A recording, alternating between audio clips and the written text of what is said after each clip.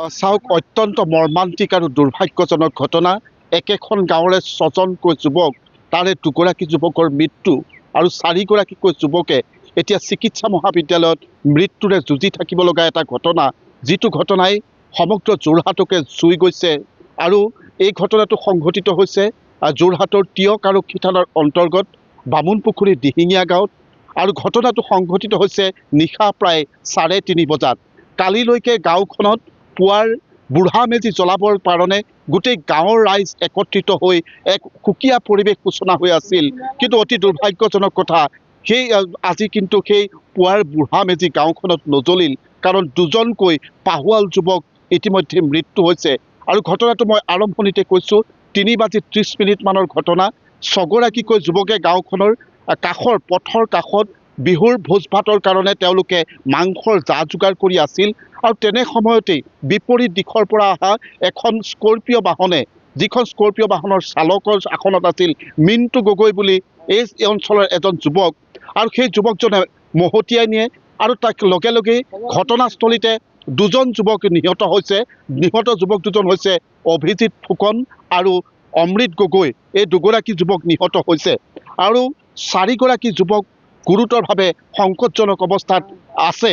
তেওঁলোক হৈছে প্ৰাণজিৎ গগৈ, মানস গগৈ, পোনাকন ওৰফে সুজিত গগৈ আৰু পংকজ দত্ত।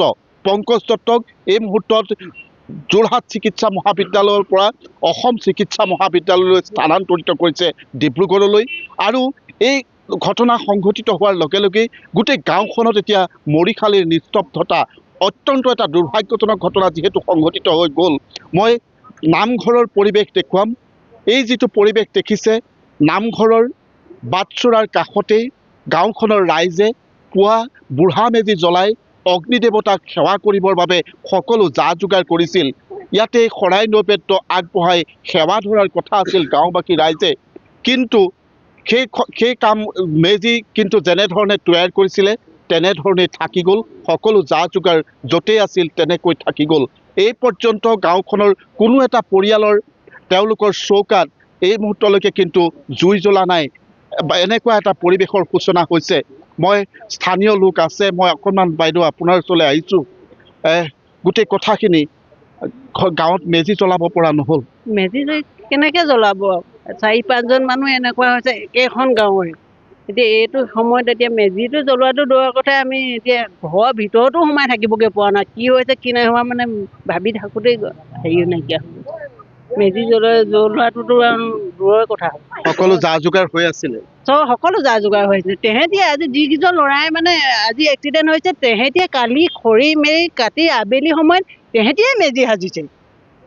আটাইকেইটা ল'ৰা মেজিত লাগি আছিলে। আজি ইমান ফূৰ্তিকে মানে তেহেঁতি এইটো জ্বলাম বুলি ভাবিলে। তেহেঁতি আগদিনাখনি খৰি ফালিছে, কালি ধুনীয়াকৈ এইবোৰ কৰি মেলি মেজি বনাইছে। বনাই গৈ পথাৰৰ মাজতে আমাৰ খানা খাইছে। আহি ৰাতি এখন গাহৰি খানাৰ কাৰণে যোগাৰ কৰিছে। তাৰপিছতে এইটো এক্সিডেণ্টটো হৈছে। তাৰপিছত সেইকেইজন ল'ৰাই আজি মেজি বনোৱা ল'ৰাকেইজনে মেডিকেলত পঢ়ি আছে। আমি কি বুলি মেজি জ্বলাওঁ? অঁ, আমাৰ সেইটো মেজি জ্বলাবলৈ হদ নাই, আমি নোৱাৰোঁ জ্বলাব।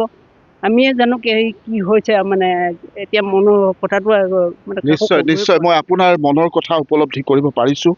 আচলতে সকলো নিশব ভাষাহীন হৈ গৈছে, কাৰো মুখত মাত নাইকিয়াৰ দৰে পৰিৱেশ। আপোনাৰ আত্মীয় আছিলে, এগৰাকী আপোনাৰ আত্মীয় আছিলে? হয় হয়, মোৰো আত্মীয়, গাঁওখনৰ আত্মীয়, চবৰে আত্মীয়, নিজৰ পেটৰ পোৱালিৰ দৰে। সেইকাৰণে এতিয়া আমি মানে তদন্ত বিচাৰিছোঁ। তদন্ত এটা লাগে মানে। এই মিণ্টু গগৈ আমাৰ স্থানীয় ল'ৰা, আমাৰ নিজৰ গাঁৱৰে ল'ৰা। সি এই বিপৰীত ছাইডৰ পৰা আহি ল'ৰাকেইটা বহি থকা ল'ৰাকেইটাক কিয় খুন্দিয়াই দিব লাগে? গতিকে তেখেতক তদন্ত আওতালৈ আনিব লাগে টানি আজুৰি। ক'ৰবাত আছে, এবছৰ লুকাই থাকিব, এনেকুৱা কথা কিছুমান এতিয়া পুলিচে কৈ গৈছে। সেইখিনি কথা ক'ব নালাগে। গতিকে আমাক তদন্ত লাগে, মিণ্টু গগৈক ধৰি আনিব লাগে। কথা সিমান। তেওঁলোক এবছৰ কি 10 দিন তেনেকৈ পলাই থাকিব কি? আমি ৰখিয়ে থাকিম নেকি? এনেকৈ পাছলৈ থাকিলে তেওঁলোকে কামটো নহ'ব। মানে ৰাইজে মিণ্টু গগৈ যিজনে ঘটনা সংঘটিত কৰিছে তেওঁক ৰাইজে বিচাৰিছে, বিচাৰ কৰিব লাগে তেখেতক। আৰু যিকেইজন ল'ৰা চিকিৎসাধীন হৈ আছে তেওঁলোকৰ যাতে চিকিৎসা খৰচখিনি তেওঁ বহন কৰে, তাৰ কাৰণে আমি অনুৰোধ কৰিছোঁ। এই প্ৰশাসনকো ধৰি লওক, আপোনালোকক যি 2জন ল'ৰা হেৰাই গৈছে তেখেতলোককো মানে উচিত হেৰি দিব লাগিব। এখন ঘৰ চলাই থকা ল'ৰা এতিয়া দেউতাক নাইকিয়া ল'ৰা এটা ঘৰ চলাই আছে, সেই ল'ৰাটো আজি ঢুকাই গৈছে, ঘৰখন কেনেকৈ চলিব? গতিকে তেখেতৰ মানে জোৰ হেৰি নহওক, তেখেতে ধন দি তেখেতলোকক সহায় কৰিব লাগিব, ক্ষতিপূৰণ দিব লাগিব। মই বামুণ পুখুৰী আৰক্ষী আহিছিলে ইয়াত, তেওঁলোকে আহিছে কি কৈছে কি বোলে ইয়াত বোলে গাড়ীখনে খুন্দিয়ালে নে সেই ল'ৰাকেইটাই খুন্দিয়ালে নে সেই ল'ৰাকেইটা কি মূৰ্খ আছিলে নে তেওঁলোকে গাড়ীখনৰ আগত পৰি দি তেওঁ মৰিবলৈ তেওঁলোকৰ সেইটো তেনেকুৱা কেনেকুৱা প্ৰশ্ন কৰিছে তেওঁলোকে? আপুনি আৰক্ষীয়ে তেনেধৰণে আপোনালোকৰ কৈছে মই সেই কথাটো নিজে কৈছো, মই সেই কথাটো প্ৰশ্ন নিজে কৈছো যে হয়তো তেওঁলোক আৰক্ষী বুলি মই নাজানিছিলো, কিন্তু মই ক'লো যে আপোনালোক পাগল নি, মই প্ৰশ্ন নিজে কৈছো সেইটো পাগল নি, গাড়ীখনত ল'ৰা ছোৱালীকেইটাই মাৰিবনে নে গাড়ীখনে মানুহকেইটা গাড়ীখনে মহতিয়াই আনিছে ল'ৰাকেইটা পৰি দিব নি? তাহাঁতৰ কি মগজ নাই নি? গাড়ীখনৰ আগত তানে ইমানকৈ আজি এটা বিহু দিনা তাহাঁতক কি মৰিবলৈ মন যায় নি? নিশ্চয় মই আকৌ দেখুৱাইছো, মই এয়া নামঘৰ, গাঁওখনৰ সমূহীয়া নামঘৰ, আৰু এই নামঘৰতেই নিশাৰ উৰুকাৰ যি আচলতে আয়োজন, সেই আয়োজন হৈ গ'ল আৰু পুৱা বুঢ়া মেজি জ্বলাবৰ কাৰণে সকলো প্ৰস্তুতি হৈ আছিল, কিন্তু সেই মেজি হৈয়ে থাকিল। সেই যোগাৰ পুৱাৰ পৰম্পৰা ৰক্ষাৰ কাৰণে যিখিনি যা যোগাৰ কৰিব লাগে সেইখিনি তেনেধৰণে থাকি গ'ল। মই আৰু যিটো স্থানত দুৰ্ঘটনা সংঘটিত হৈছিলে সেই স্থান মই অকণমান আৰু এগৰাকী আত্মীয় দেখিছোঁ, মই আপোনাৰো এগৰাকী আত্মীয় ইতিমধ্যে ঢুকাইছে, এতিয়া দেখিছোঁ গোটেই ৰাইজ ম্ৰিয়মান হৈ আছে, আপোনালোকেও ক্ষোভ প্ৰকাশ কৰিছে বা ইয়াৰ ন্যায় দাবী কৰিছে। হয়, আমিতো যিহেতু ন্যায়ে বিচাৰিম আৰু মিণ্টু গগৈক আজিৰ ভিতৰত গ্ৰেপ্তাৰ কৰক, তিয়ক আৰক্ষীয়ে পাৰে নে বামুণ পুখুৰী আৰক্ষীয়ে পাৰে, ৰক্ষণাবেক্ষণ দি লাভ নাই, অপৰাধীক ৰক্ষণাবেক্ষণ দি লাভ নাই, এজন দুজনকৈ নহয় 6জন নিৰোগী যুৱকক তেওঁ অলৰেডি আপোনাৰ 4জন ইনজিঅ'ৰ হৈ আছে, আপোনাৰ 2জনটো মৃত্যু হ'লেই। যিকেইজন মানুহক তেওঁ ইনজিঅ'ৰ কৰিলে সেইকেইজন একদম মানে জীৱনৰ কাৰণে পংগু কৰি পেলালে, একো এটা কৰি খাব নোৱাৰা কৰিলে। বাকী যি 2জন ঢুকালে সেইকেইজনক তেওঁ ক্ষতিপূৰণ দিয়ক, বাকী 4জনক তেওঁ চিকিৎসা টকা পইচা দি ব্যয় কৰক। আৰু মিণ্টু গগৈক লাগে, যেতিয়ালৈকে মিণ্টু গগৈক ৰাইজে পুলিচে গ্ৰেপ্তাৰ নকৰে তেতিয়ালৈকে আমি ডেড বডি আমাৰ খৰি দিয়া নহ'ব, মিণ্টু গগৈক চোতালত থ'মগৈ। তেওঁলোকে যি কৰে কৰিব, যদি 2 দিন লাগে 2 দিন থাকিব, 3 দিন লাগে 3 দিন থাকিব, মুঠতে মিণ্টু গগৈক তিয়ক আৰক্ষীয়ে পাৰে, বামুণ পুখুৰী আৰক্ষীয়ে গ্ৰেপ্তাৰ কৰক, অপৰাধীক ৰক্ষণাবেক্ষণ দি লাভ নাই। আজি ইয়াত কৈছে, কাইলৈ আৰু বেলেগত কৰিব, তেতিয়া কি তেওঁলোকে সেইটোকে কৰি থাকিব নি? আজি এই বিহু দিনটোত বিহু নহয় বৰ বিহ হৈছে, কাৰোবাৰ এতিয়া নিজৰ মানুহজনক হেৰুৱাইছে, কোনোবাই নিজৰ মাক জীয়াই থাকোঁতে পুতেকক হেৰুৱাইছে, আকৌ যাতে দুনাই এইটো নহয়, আমাক মুঠতে ন্যায় লাগে, মিণ্টু গগৈক গ্ৰেপ্তাৰ কৰক, আৰু তাৰ দ্বিতীয়তে মিণ্টু গগৈক খৰচ পাতি বহন কৰক। যিহেতু মানে আপোনালোকে দেখিছে অমিত গগৈ মানুহগৰাকী মৃগী ৰোগী, আৰু তেওঁলোকৰ ঘৰতো আপোনালোকে নিজে প্ৰত্যক্ষ কৰিছে, গতিকে তেওঁ উপাৰ্জনৰ পথ মানুহজনী আছিলে, তেওঁকো মানে হেৰি কৰক, আপোনাৰ খৰচ বহন কৰক আৰু তেওঁক ক্ষতিপূৰণ দিয়ক। আৰু এই যি ঘৰ আপোনাৰ অভিজিত গগৈ ঘৰখনৰ একমাত্ৰ উপাৰ্জনৰ পথ বুলি ক'ব লাগিব, যিহেতু 22-23 বছৰীয়া ল'ৰাটো বছৰ আগমান দিন আছিলে, জীৱনটো ধ্বংস হৈ গ'ল, তেওঁকো দিয়ক। আৰু উপাৰ্জন মানে কি হ'ল, আপোনাৰ ক্ষতিপূৰণ দিলেই নহ'ব, ক্ষতিপূৰণটো তেওঁ দিবই লাগিব নিৰোগী যুৱকজনক, যিহেতু তেওঁ মহতিয়াই নিছে। তাৰ দ্বিতীয়তে মিণ্টু গগৈক তিয়ক আৰক্ষীয়ে গ্ৰেপ্তাৰ কৰে নে বামুণ পুখুৰী আৰক্ষীয়ে গ্ৰেপ্তাৰ কৰে কওক, একো পাতাল ফাটি সি সোমাই থকা নাই, গাঁৱে ভূঞে ওচৰ চুবুৰীয়াতে আছে, উচিত শাস্তি